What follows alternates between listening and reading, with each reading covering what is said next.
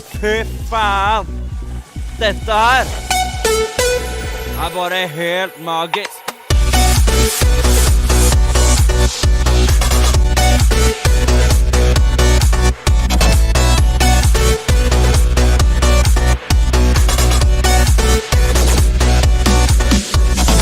What the fuck?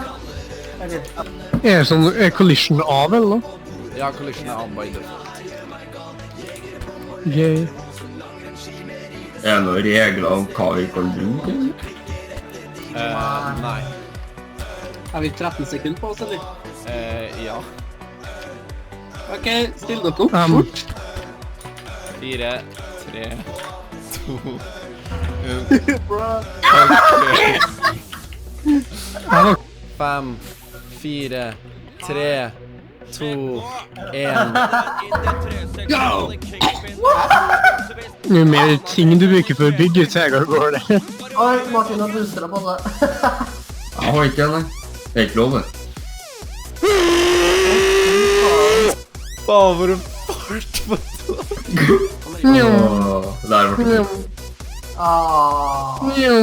Jeg kunne ikke gjøre noe særlig stort. Sledden min bare ved et distanse for øvrig. Jeg havnet opp ned! Nei! Det er ikke noe opp ned i en trekant. Så fort der, da, jævel. What the fuck?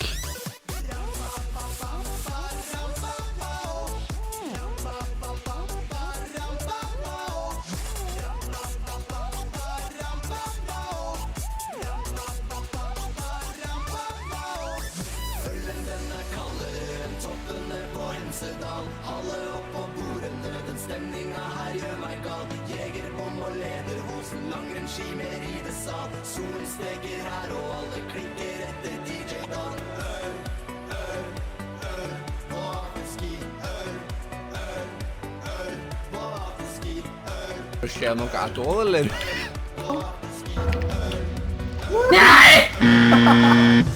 Jeg bare fortere meg, what the? Oh, Jesus Christ. Mister ledelsen. Jeg har ikke noe annet enn en dør og... Jeg har kopiert i hvert fall ikke et design, da. Dem. Nei, det er ikke bare en dør, det er spoiler, det er hodeskalle som dekor, det er faen meg hele pakka. 30 sekunder, det gikk. Når jeg venter på mat i mikroen, så 30 sekunder. Veldig sant. Der er gutta.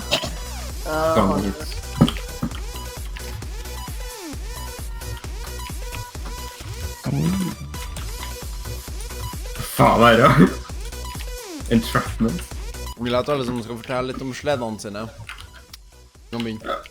Jeg slapper mine. Ja, som dere ser her, så har dere egentlig alt dere trenger. Vi har sitteplasser.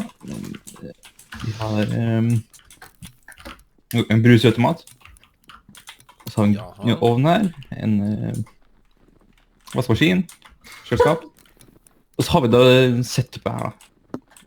Med en liten pult da. Heftig. Det kom tilbake en slede, by the way. Martin. Ja, min. Ja, det her er min snowspeeder fra Star Wars. Ja, det er ikke klart jeg kan si. Ja. Den ble litt for stor, men den funket greit. Ja, det er bra å ha det.